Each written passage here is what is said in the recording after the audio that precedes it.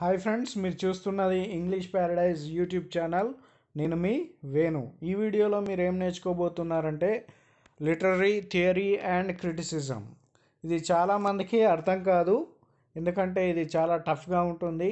So literary theory అనేది కానివ్వండి, criticism అనేది కానివ్వండి, చాలా టఫెస్ట్ టాపిక్. ఇది లిటరేచర్లో, ఇంగ్లీష్ లిటరేచర్లో టఫెస్ట్ టాపిక్ అనమాట. సో దీనికి సంబంధించి లిటరరీ థియరీ అండ్ క్రిటిసిజంకి సంబంధించి మోస్ట్ ఇంపార్టెంట్ లిటరీ బిట్స్ ఈ వీడియోలో నేను మీకు చెప్పబోతున్నాను. సో యాక్చువల్గా ఈ టాపిక్కి సంబంధించి దీంట్లో 570 బిట్స్ ఉన్నాయి నా దగ్గర. ఈ పీడిఎఫ్ నా దగ్గర ఉంది.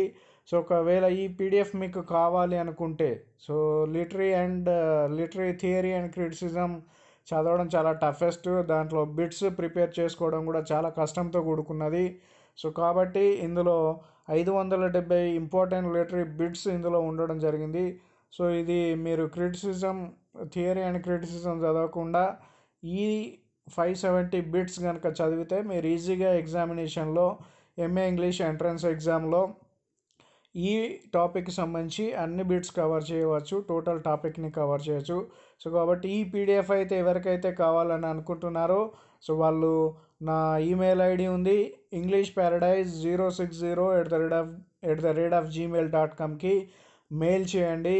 దెన్ నేను ప్రాసెస్ చెప్తాను, నెక్స్ట్ ఏం చేయాలి అనేది కూడా చెప్తాను. మీకు ఏ విధంగా ఈ పీడిఎఫ్ పంపిస్తాను అనేది కూడా మీకు చెప్పడం జరుగుతుంది. అలాగే ఇంకొకటి ఏంటంటే ఫ్రెండ్స్, గుర్తుపెట్టుకోండి, నేను next year online coaching start చేయబోతున్నాను. ఎవరైతే ఎంఏ ఇంగ్లీష్ ఎంట్రన్స్ ఎగ్జామ్ కోసం, సిపిజిఈటి కోసం ఎవరైతే ప్రిపేర్ అవుతున్నారో, సో వాళ్ళ కోసం చెప్తున్నాను. నేను నెక్స్ట్ ఇయర్ ఆన్లైన్ కోచింగ్ నేను ఎంఏ ఇంగ్లీష్ ఎంట్రన్స్ ఎగ్జామ్కి సంబంధించి ఇవ్వబోతున్నాను.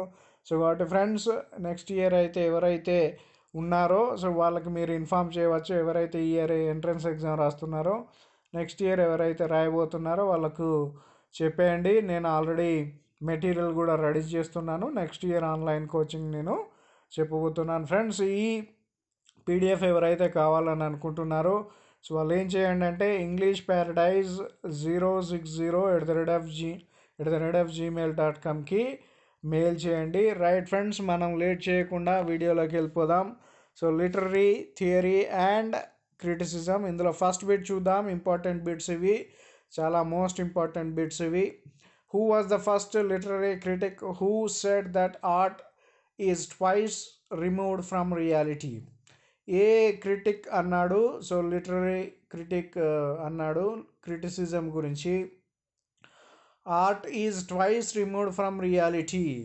ఎవరన్నారట? ఆర్ట్ అనేది రియాలిటీ నుంచి 2 సార్లు రిమూవ్ చేయబడితే దట్ ఈస్ కాల్డ్ ఆర్ట్ అని అన్నారట. సో ఇది ఎవరన్నారంటే ప్లేటో అని అనడం జరిగింది.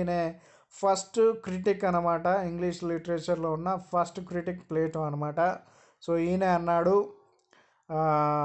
Art is twice removed from reality అని. రైట్, ఎవరు అన్నారు అని, art is twice removed from reality, who said this అని అడుగుతాడు. The answer is Plato. Second one చూద్దాం. Who proposed that poets should be banished from the ideal republic? So ఏమన్నాడు అంటే, ఎవరు ప్రపోజ్ చేశారు? పోయట్స్ని బ్యాన్ చేయాలి కంప్లీట్గా రిపబ్లిక్ అనే దాంట్లో, పోయట్స్ని బ్యాన్ చేసేయాలి, పోయట్స్ అనే వాళ్ళు ఉండకూడదు అని ఎవరన్నారంటే ప్లేటో ఇన్ ఈజ్ రిపబ్లిక్ అనే బుక్ రాశాడు ప్లేటో. అందులో ఏం చెప్పాడు ప్లేటో అంటే వీళ్ళ పోయట్స్ని బ్యాన్ చేసి పడేయాలి అని చెప్పిండు ప్లేటో, చెప్పడం జరిగింది. Next, what is the meaning of the term hamartia as used by Aristotle in his theory of tragedy? So ఇది చాలా ఇంపార్టెంట్ బిట్ అండి, గుర్తుపెట్టుకోండి. సో అరిస్టాటిల్ రాసిన థియరీ ఆఫ్ ట్రాజెడీ అనే బుక్లో హెమర్షియా అంటే అర్థం ఏంటి అంటే a weak trait in the character of hero. So కొంచెం ఏమంటారు, మైనస్ అంటాం కదా మనం, చెప్పడం వీక్ అంటాం కదా. సో హీరో క్యారెక్టర్లో కొంచెం ఏదో ఒక దాని వీక్నెస్ కలిగి ఉండడాన్ని హెమర్షియా అని అనడం జరుగుతుంది. రైట్, ఇది కూడా ఇంపార్టెంట్ బిట్, గుర్తుపెట్టుకోండి. What is the meaning of the peripeteia as used by the Aristotle in his theory of tragedy? So ఈయన 2 టర్మ్స్ యూజ్ చేస్తాడు. హెమర్షియా ఒకటి, పెరిపెటియా అనేది ఒకటి, రైట్. అరిస్టాటిల్ యూజ్ చేస్తాడు ఈ రెండు టర్మ్స్ని. ఇంతకుముందు అమెర్షియా అంటే ఏంటి, ఆయన రాసిన థియరీ ఆఫ్ ట్రాజడీ బుక్లో అంటే హీరో క్యారెక్టర్లో చిన్న వీక్ పాయింట్ ఉండడాన్ని హెమెర్షియా అంటారు. మరి పెరిపెటియా అంటే అర్థం ఏంటో చూద్దాం. Change in the fortune of the hero from good to bad. So ఏంటట, చేంజ్ కనిపిస్తుందట హీరో క్యారెక్టర్లో. ఏంటిది, గుడ్ నుంచి బ్యాడ్కి వెళ్తున్నప్పుడు. సో అందులో ఉండే చేంజెస్ని ఏమంటారు, పెర్పెటియా అని అనడం జరుగుతుంది, రైట్. నెక్స్ట్ ఇంపార్టెంట్ బిట్ చూద్దాం. What is the meaning of the term anagnorisis as the used Aristotle in his theory of tragedy. So ఈ మూడు యూజ్ చేశాడని అర్థం అనమాట. Hamartia, peripeteia, anagnorisis. So the theory of ట్రాజడీలో ఈ టర్మ్ యూజ్ చేశాడు ఎవరు, అరిస్టాటిల్. అనగ్నోరిసిస్ అంటే అర్థం ఏంటి అంటే the hero's recognition of his tragic flaw. So ఏంటట, హీరో రికగ్నిషన్ అంటే ముందే తెలుసుకుంటాడు ఏంటి, ట్రాజిక్ ఫ్లా అంటే ఆయనకి ఏం జరగబోతుంది, విపత్తు ఏం జరగబోతుంది, ఆయనకి ఏం అన్యాయం జరగబోతుంది, తను ఎలా చనిపోబోతున్నాడు అనేది హీరో ముందుగానే పసిగడతాడట. దాన్ని అనగ్నోరిసిస్ అని అనడం జరుగుతుంది. సో ఇది అరిస్టాటిల్ చెప్పడం జరిగింది. నెక్స్ట్ చూద్దాం. Ars Poetica is the most important critical work of. So ఇది చాలా ఇంపార్టెంట్ బుక్ అనమాట. ఇది చాలా ఇంపార్టెంట్ క్రిటిక్ బుక్. ఇది చాలాసార్లు అడిగిండ్లు ఈ క్వశ్చన్నే. ఆర్ట్స్ పోయటికా అనేది ఎవరు రాశారు అనేది అంటే హొరేస్ రాయడం జరిగింది. హొరేస్ ఈ ఆర్ట్స్ పోయటికా అనే క్రిటికల్ వర్క్ని రాయడం జరిగింది. ఇది చాలా ఇంపార్టెంట్ బిట్, చాలా ఎగ్జామినేషన్లో ఇది అడిగారు, గుర్తుపెట్టుకోండి. నెక్స్ట్ చూద్దాం. How many principal sources of sublimity are there according to the Longinus. So Longinus చెప్పాడు. సో సబ్లిమిటీ అనేది చెప్పడం జరిగింది ఆయనే. ఆ సబ్లిమిటీలో ఎన్ని ప్రిన్సిపల్ సోర్సెస్ ఉన్నాయి అంటే 5 sources, right. Answer is 5 sources. ఇది కూడా ఇంపార్టెంట్, గుర్తుపెట్టుకునే ప్రయత్నం చేయండి. నెక్స్ట్ బిట్ చూద్దాం. Who is the author of the notorious book entitled the school of abuse. So ఇది కూడా చాలా ఇంపార్టెంట్. ఎవరు, ద స్కూల్ ఆఫ్ అబ్యూస్ అనే బుక్ని ఎవరు రాశారు అంటే స్టీఫెన్ గసాన్ అనేటైనే ఈ బుక్ని రాయడం జరిగింది. ఇది చాలాసార్లు అడుగుతున్న బిట్ అనమాట. సో నెక్స్ట్ వన్ చూద్దాం. 9th వన్ కూడా చూద్దాం. The Elizabethan Puritan critic denounced poets as the father of lies and caterpillars of commonwealth. Who was he who used these changes. Elizabethan Puritan క్రిటిక్స్కి సంబంధించి ఎవరు అన్నారట, ఏమన్నారట, ఫాదర్ ఆఫ్ లైస్. వీళ్ళు ఏంటట, poets. ఈ ఎలిజబెథన్ ప్యూరిటన్ పోయట్స్ ఎలాంటి వాళ్ళట, ఫాదర్ ఆఫ్ లైస్, వాళ్ళన్నీ అబద్ధాలు చెప్తారు. అండ్ క్యాటర్పిల్లర్స్ ఆఫ్ కామన్వెల్త్, వీళ్ళు ఏంటి, కామన్వెల్త్ లిటరేచర్కి వీళ్ళు క్యాటర్పిల్లర్స్ లాగా పనిచేస్తున్నారు అని చెప్పారట. ఈ సెంటెన్స్ లేదా ఈ స్టేట్మెంట్ ఎవరు చెప్పారట, స్టీఫెన్ గసాన్ అనే ఆయన చెప్పడం జరిగింది. ఎందులో చెప్పి ఉంటాడు అని మీరు అనుకోవచ్చు, గెస్ చేయవచ్చు. అంటే ఈయన రాసిన ద స్కూల్ ఆఫ్ అబ్యూస్ అనే దాంట్లో ఈ ఎలిజబెథన్ ప్యూరిటన్ క్రిటిక్స్ గురించినే చెప్పడం జరిగింది అనమాట, right. Next, Sidney's apology for poesy is a defence of poetry against the charges brought against it by. ఇది కూడా చాలా ఇంపార్టెంట్ బిట్. సిడ్నీ రాసిండు అపాలజీ ఫర్ పోయట్రీ అనమాట. అది ఓల్డ్ ఇంగ్లీష్ అనమాట. పోయట్రీ, అపాలజీ ఫర్ పోయట్రీ అనేది రాసిండు. దీన్ని దేనికి డిఫెన్స్గా రాశాడంటే ఇంకో అతను రాశాడు, స్టీఫెన్ గస్గాన్ రాసిన ఏంటిది, ద స్కూల్ ఆఫ్ అబ్యూస్ అనే బుక్కి డిఫెన్స్ చేసుకుంటా. అందులో పోయిట్స్ని బాగా తిడుతూ రాస్తాడనమాట. ఎవరు, స్టీఫెన్ గాస్గాన్ తిడుతూ రాస్తాడు. సో దానికి ఆపోజిట్గా డిఫెన్స్ చేయడం కోసం పోయట్రీ చాలా మంచిది, పోయట్రీ ఫామ్ కూడా చాలా మంచిది, పోయిట్స్ అందరు చాలా బాగా రాస్తారని వాళ్ళను డిఫెన్స్ చేస్తూ రాసింది ఏంటి, సిడ్నీస్ అపాలజీ ఫర్ పోయట్రీ అనేది రాయడం జరిగింది. స్టీఫెన్ గాస్గాన్ రాసిన బుక్కి ఆపోజిట్గా రాయడం జరిగింది, రైట్. అది బిట్ అనమాట. నెక్స్ట్ బిట్ చూద్దాం. What does Sidney says about the observation of 3 dramatic unities in drama. So Sidney ప్రకారం డ్రామాలో 3 యూనిటీస్ ఉన్నాయి. ఆయన ఏం రాశాడు? ద 3 డ్రామాటిక్ యూనిటీస్ ఇన్ డ్రామాలో ఉన్న 3 డ్రామాటిక్ యూనిటీస్ గురించి ఏమని రాశాడు అంటే Sydney, they must be observed. Compulsory డ్రామాలో ఈ 3 డ్రామాటిక్ యూనిటీస్ కంపల్సరీగా ఫాలో కావాలి. ఎవరెవరైతే డ్రామా రాస్తున్న వాళ్ళు డ్రామా రాసే వాళ్ళు ఇది కంపల్సరీ ఫాలో కావాలని ఫిలిప్ సిడ్నీ చెప్పడం జరిగిందనమాట. రైట్, నెక్స్ట్ బిట్కి వెళ్దాం. It is not rhyming and versing that maketh a poet no more than a longer gown maketh no advocate. Whose opinion is this? Sidney's యొక్క opinion అనమాట. ఇది పోయట్స్కు సంబంధించి రాశాడు. It is not rhyming or versing that maketh a poet no more than longer gown maketh and advocate అని. So poetry గురించి ఎవరి opinion అంటే ఫిలిప్ సిడ్నీస్ ఒపీనియన్ అన్నమాట. నెక్స్ట్ బిట్ చూద్దాం. What does Ben Jonson means by humorous character? So Ben Jonson ప్రకారం humorous character అంటే అర్థం ఏంటి అంటే character whose temper is determined by one of the 4 liquids in human body. So ఆయన ప్రకారం humorous character అంటే ఏంటంటే ఏ క్యారెక్టర్ అయితే ఆయనకున్న బాడీలో ఉన్న 4 లిక్విడ్స్ని కంట్రోల్ చేసుకుంటూ ఆయన నవ్వును తెప్పిస్తాడో అతనే హ్యూమరస్ క్యారెక్టర్ అని ఎవరి ప్రకారం? బెన్ జాన్సన్ ప్రకారం. అది ఆయన ప్రకారం హ్యూమరస్ క్యారెక్టర్ అంటే అదనమాట. Dash is the critical work of Ben Jonson. Ben Jonson యొక్క క్రిటికల్ వర్క్ ఏంటట? డిస్కవరీస్. సో బెన్ జాన్సన్ రాసిన డిస్కవరీస్ అనేది క్రిటికల్ వర్క్ అనమాట. ఓకేనా? రైట్, నెక్స్ట్ బిట్ చూద్దాం. Dryden's an essay and dramatic poesy is an interlocution. So Dryden రాసిండు. అదేంటిది? An essay on dramatic poesy అనే వర్క్ రాశాడు. అది దేనికి ఎగ్జాంపుల్ అట? అన్ ఇంటర్లక్షన్కి ఎగ్జాంపుల్ అనమాట. నెక్స్ట్ బిట్ చూద్దాం. In Dryden's essay and dramatic పోజీ there are 4 speakers representing 4 different ideologies. Which of them expressed Dryden's own view? So ఇది చాలా ఇంపార్టెంట్. డ్రైడెన్ రాసిన ఎస్సే అండ్ డ్రామాటిక్ పోజీలో 4 స్పీకర్స్ ఉంటారు. ఆ 4 స్పీకర్స్ 4 ఐడియాలజీస్ కలిగి ఉంటారు. Which of them express Dryden's own view? ఇందులో Dryden యొక్క ఓన్ వ్యూ ఎవరు చెప్తారు? ఆ క్యారెక్టర్లో లేదా స్పీకర్స్ 4 ఉంటారుగా. అందులో వన్ ఆఫ్ ది స్పీకర్స్ పేరు ఏంటంటే నీలాండర్. ఏంటది? నీలాండర్ కాదు, నియాండర్.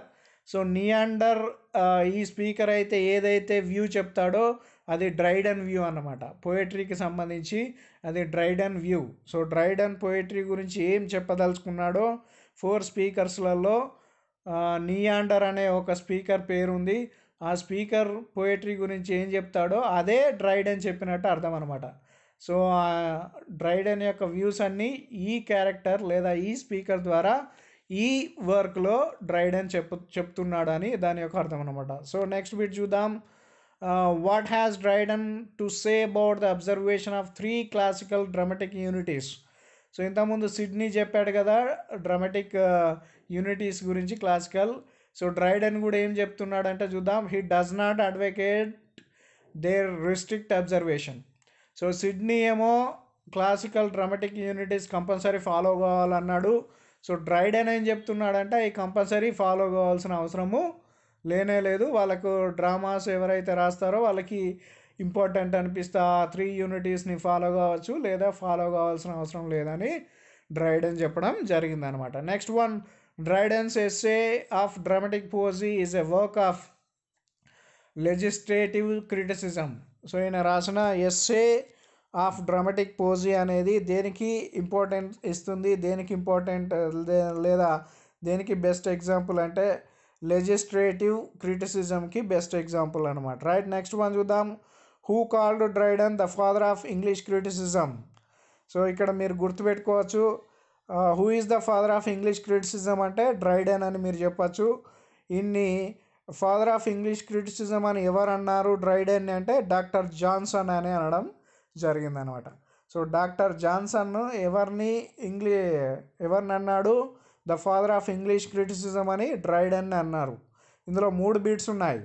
Who is the father of English criticism అంటేనేమో డ్రైడెన్. సో డ్రైడెన్ని ఫాదర్ ఆఫ్ ఇంగ్లీష్ క్రిటిసిజం అని ఎవరు అన్నారు, డాక్టర్ జాన్సన్ అని అనడం జరిగింది. ఇది చాలా ఇంపార్టెంట్ బిట్, గుర్తుపెట్టుకోండి. Right.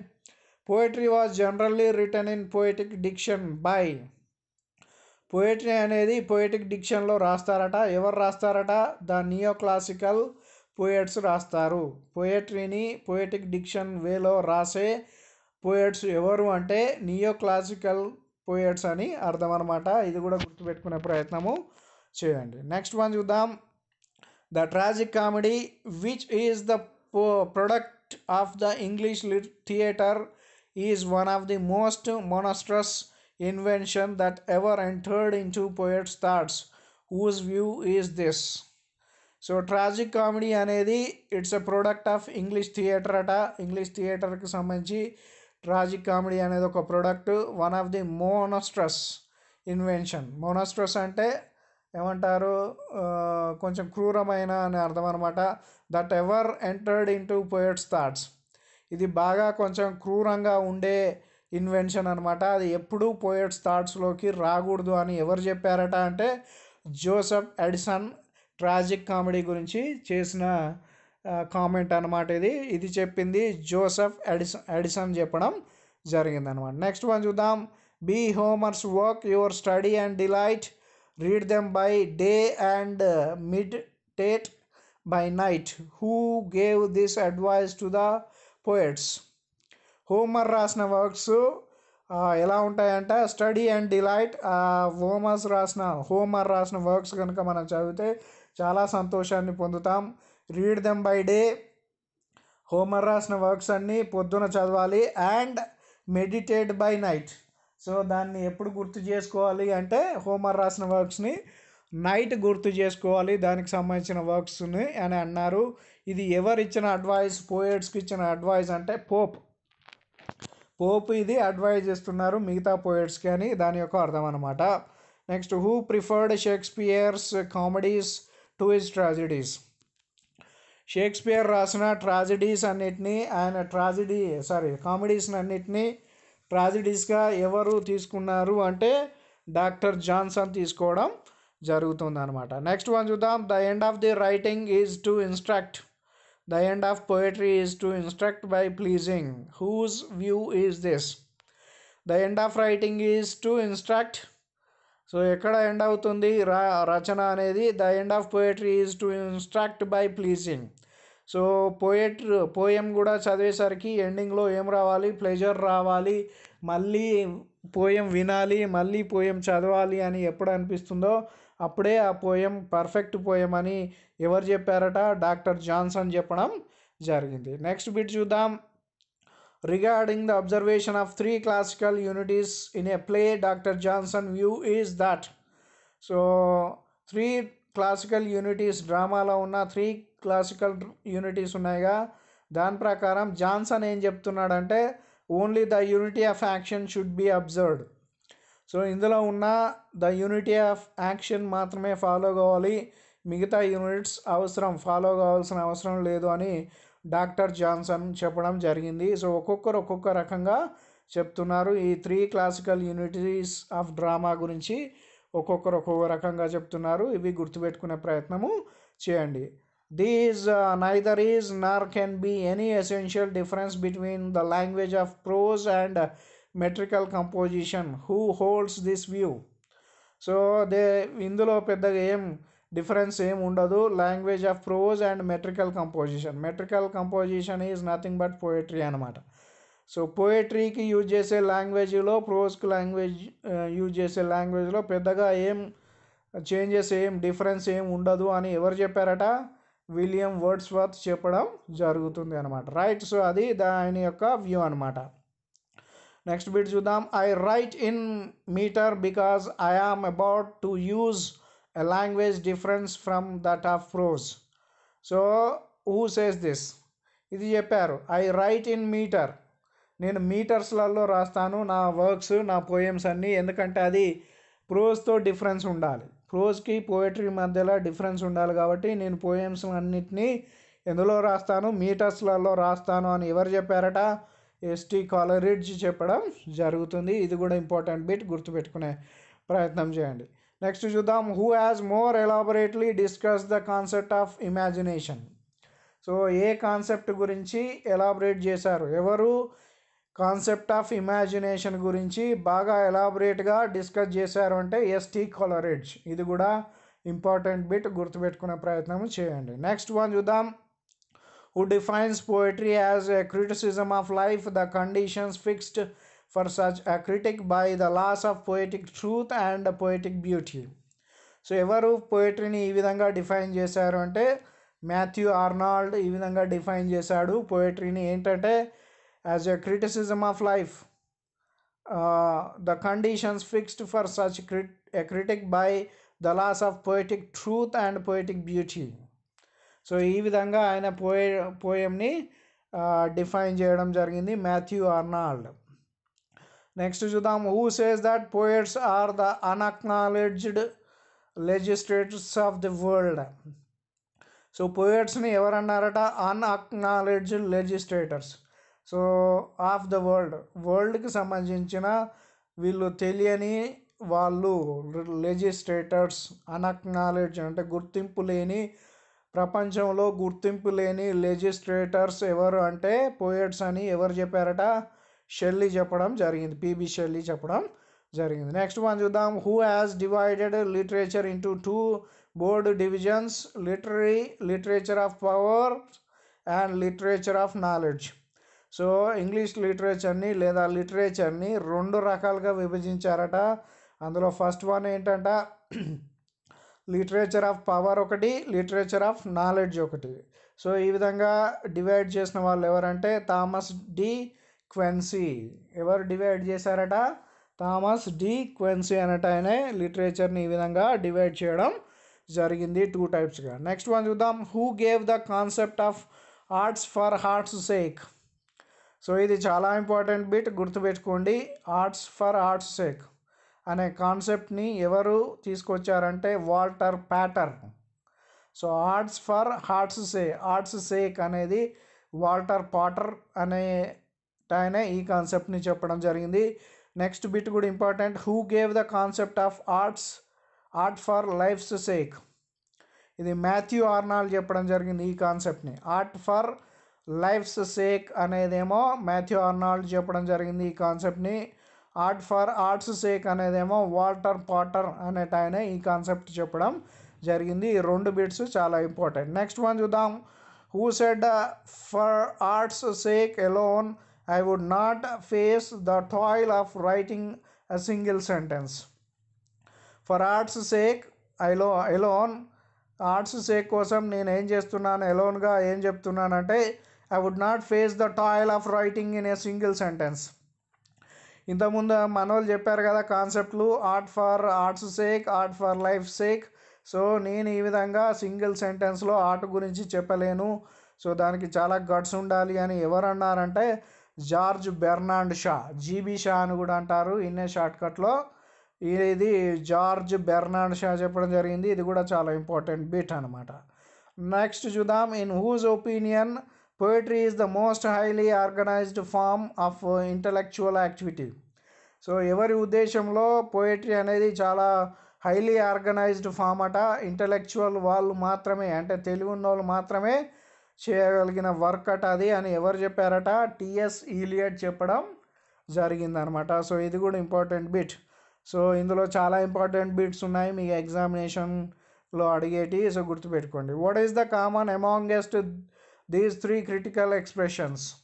Objective correlative, dissociation of sensibilities, unification of sensibilities. All the 3 comes from T.S. Eliot. So ఇందులో క్రిటికల్ ఎక్స్ప్రెషన్స్ 3 ఉన్నాయట. ఆబ్జెక్టివ్ కొరలేటివ్ చెప్పింది టిఎస్ ఈలియట్. డిసోసియేషన్ ఆఫ్ సెన్సిబిలిటీస్ కూడా చెప్పింది ఎవరు? టిఎస్ ఈలియటే. యూనిఫికేషన్ ఆఫ్ సెన్సిబిలిటీస్ కూడా చెప్పింది టిఎస్ ఇలియటే. ఇది చాలా ఇంపార్టెంట్ బిట్. ఆబ్జెక్టివ్ కోరిలేటివ్ ఎవరు చెప్పారు అంటే అని అడగడం జరుగుతుంది, లేదా డిసాసియేషన్ ఆఫ్ సెన్సిబిలిటీస్ ఎవరు చెప్పారు అని అడుగుతారు, లేదా యూనిఫికేషన్ ఆఫ్ సెన్సిబిలిటీస్ ఎవరు చెప్పారు. ఈ మూడు క్రిటికల్ ఎక్స్ప్రెషన్స్ని ఎవరు యూజ్ చేశారు అంటే టిఎస్ ఇలియట్ యూజ్ చేయడం జరిగింది. ద మోస్ట్ ఇంపార్టెంట్ బిట్ అనమాట ఇది. రైట్, నెక్స్ట్ వర్డ్ చూద్దాం, నెక్స్ట్ ఇంపార్టెంట్ బిట్ చూద్దాం. Who is believed to be the pioneer of the so called new criticism. So new criticism అనే దానికి మార్గదర్శకం వహించిన వాళ్ళు ఎవరు అంటే ఐఏ రిచర్డ్స్. ఇది కూడా చాలా ఇంపార్టెంట్ బిట్, గుర్తుపెట్టుకునే ప్రయత్నము చేయండి. నెక్స్ట్ చూద్దాం. Who is the view that criticism is the commentation and exposition of the works of art by means of written words. ఇది కూడా ఇంపార్టెంటే. క్రిటిసిజం గురించి కామెంటేషన్ అండ్ ఎక్స్పోజిషన్ ఆఫ్ వర్క్స్కి సంబంధించి కామెంటేషన్ కానీ ఎక్స్పోజిషన్ కానీ చెప్పడం ఏ విధంగా చెప్తారట, మీన్ ఆఫ్ రిటర్న్ వర్డ్స్లో చెప్పేదాన్నే క్రిటిసిజం అని అంటారు అని ఎవరన్నారట, టిఎస్ ఇలియట్ చెప్పడం జరుగుతుంది అనమాట. Next, who said that to set up as a critic is to set up as a judge of value. So నువ్వు క్రిటిక్గా సెటప్ కావాలంటే సో నువ్వు దేన్ని జడ్జ్ చేయగలగాలి, వాల్యూ. నువ్వు జడ్జిగా నీకు ఒక వాల్యూ అంటే నీకు వాల్యూ ఉండాలి, అప్పుడు మాత్రమే నువ్వు క్రిటిసిజం చేయగలుగుతావు అని ఎవరు చెప్పారట, ఐఏ రిచర్డ్స్. ఈయన ఫాదర్ ఆఫ్ న్యూ క్రిటిసిజంకి ఈయన ఫాదర్ ఐఏ రిచర్డ్స్ అనేట ఆయనే ఫాదర్ ఆఫ్ న్యూ క్రిటిసిజం, ఆయన చెప్పడం జరిగింది. సో ఇది కూడా ఇంపార్టెంట్ బిట్, గుర్తుపెట్టుకునే ప్రయత్నం చేయండి. నెక్స్ట్ చూద్దాం. Which type of criticism was popular in Elizabethan age. ఇది కూడా చాలా ఇంపార్టెంట్ బిట్ అనమాట. సో ఏ క్రిటిసిజం ఎలిజబెథన్ ఏజ్లో చాలా ఇంపార్టెంట్ క్రిటిసిజం అనేది అంటే ఓంటోలాజికల్ క్రిటిసిజం అనేది ఎలిజబెథన్ ఏజ్లో ఉన్న పాపులర్ క్రిటిసిజానికి ఇంపార్టెంట్ అనమాట. రైట్, సో నెక్స్ట్ వన్ చూద్దాం. To teach writers how to right and lay down canons, rules, formulate of literary composition is known as criticism. Legislative criticism అంటారన్నమాట. To teach రైటర్స్కి teach చేసేదాన్ని ఏ విధంగా రాయాలి, క్యానన్స్, రూల్స్, ఫార్ములాస్ ఎలా ఉండాలి అని పోయిటరీ గురించి చెప్పేదాన్నే క్రిటిసిజం అని అంటారు. ఇలాంటి క్రిటిసిజాన్ని లెజిస్లేటివ్ క్రిటిసిజం అని అనడం జరుగుతుంది. రైట్, నెక్స్ట్ బిట్ చూద్దాం. Which one is the earliest phase of criticism. So క్రిటిసిజంలో ఎర్లియస్ట్ ఫేజ్ ఒకటి ఉందట, అది ఏంటి అంటే హెలెనిక్ ఫేజ్ అనేది చాలా ఇంపార్టెంట్ ఎర్లియస్ట్ ఫేజ్ అన్నమాట క్రిటిసిజానికి సంబంధించి. రైట్, ఇది కూడా గుర్తుపెట్టుకునే ప్రయత్నము చేయండి. నెక్స్ట్ చూద్దాం. Who is the first theorist of literature. So లిటరేచర్లో ఫస్ట్ థియరిస్ట్ ఎవరు అంటే అరిస్టాటిల్. ఇది కూడా చాలా ఇంపార్టెంట్ బిట్, గుర్తుపెట్టుకునే ప్రయత్నము చేయండి. రైట్, నెక్స్ట్ వన్ చూద్దాం. Alexandria was the centre of culture and literary activities during the dash age. Alexandria అనేది ఒక సెంట్రల్ ఆఫ్ కల్చర్ ఉందట అండ్ లిటరరీ యాక్టివిటీస్ ఉన్నాయట.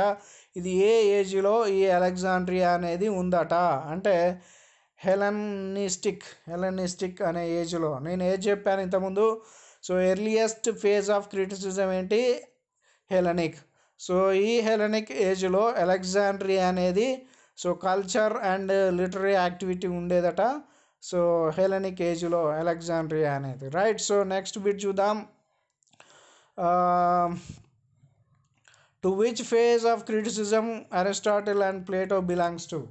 సో అరిస్టాటిల్ అండ్ ప్లేటో ఏ ఫేజ్కి సంబంధించిన ఏ క్రిటిసిజం ఫేజ్కి సంబంధించిన వాళ్ళు అంటే హెలెనిక్ ఫేజ్కి సంబంధించిన వాళ్ళు. ఎవరు, అరిస్టాటిల్ కానివ్వండి, ప్లేటో కానివ్వండి, వీళ్ళు ఫస్ట్ ఎర్లియస్ట్ ఫేజ్ కదా లిటరేచర్లో లేదా క్రిటిసిజంలో ఉన్న ఎర్లియస్ట్ ఫేజ్ హెలెనిక్ ఫేజ్కి సంబంధించిన ఇద్దరు క్రిటిక్స్ వీళ్ళు. ఎవరు, Aristotle and Plato. Right, next one చూద్దాం. About whom Atkins says that in his works appears for the first time the conception of numerous of limitations as essential characteristics of all art. ప్రతి ఆర్ట్లో compulsory ఏది ఉండాలట, conception ఉండాలట, నిమెసిస్ of limitations ఉండాలి నిమెసిస్లో. ఇది ప్రతి క్యారెక్టరిస్టిక్స్లో ఇది కంపల్సరీగా ఉండాలి అని ఎవరు చెప్పారట? ఎట్కిన్కి అంటే ప్లేటో చెప్పడం జరిగింది. ఎట్కిన్కి ఈ కాన్సెప్ట్ ఎవరు చెప్పారంటే ప్లేటో చెప్పడం జరిగింది. సో నెక్స్ట్ వన్ చూద్దాం. Who moves from particular to general and uses inductive method. So ఎవరు మూవ్ అయ్యారట? జనరల్ టు యూజెస్కి మూవ్ అయ్యి ఇండక్టివ్ మెథడ్ని ఎవరు చెప్పారట? అరిస్టాటిల్ చెప్పడం జరిగింది. ఇండక్టివ్ మెథడ్ని చెప్పింది ఎవరు? అరిస్టాటిల్. ఇది కూడా ఇంపార్టెంట్ పాయింట్, గుర్తుపెట్టుకోండి. రైట్, నెక్స్ట్ వన్ చూద్దాం. Aristotle had written nearly about dash volumes. 400 volumes రాశాడు. క్రిటిసిజంకి సంబంధించి అరిస్టాటిల్ 400 వాల్యూమ్స్ రాయడం జరిగిందనమాట. సో నెక్స్ట్ వన్ చూద్దాం.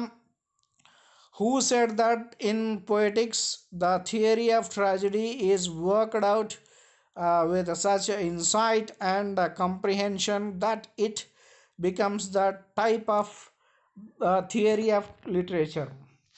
సో పొయిటిక్స్ సంబంధించి the theory of tragedy is worked out. So theory of tragedy అనేది వర్కౌట్ అవుతుందట. Such insight comprehension that it becomes the type of theory of literature.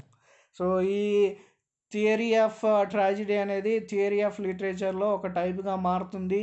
So ఇది పర్ఫెక్ట్గా పనిచేస్తుంది అని ఎవరు అన్నారట? అబర్క్రోంబైబ్ అనేట ఆయన చెప్పడం జరిగింది. సో లాస్ట్ బిట్ చూద్దాం ఈ వీడియోలో. Which unity was not even mentioned by Aristotle in పొయిటిక్స్.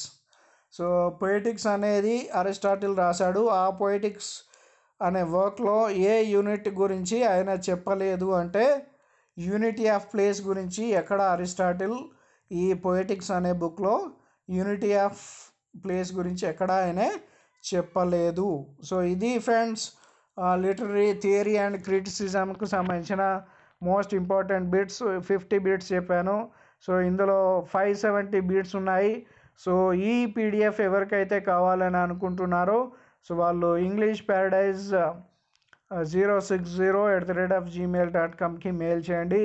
ఈ వీడియో మీకు కనుక నచ్చినట్టయితే లైక్ చేయండి, షేర్ చేయండి. ఇప్పటి వరకు నా యూట్యూబ్ ఛానల్ని సబ్స్క్రైబ్ చేయకపోతే ఇప్పుడే సబ్స్క్రైబ్ చేసుకోండి. Thank you friends.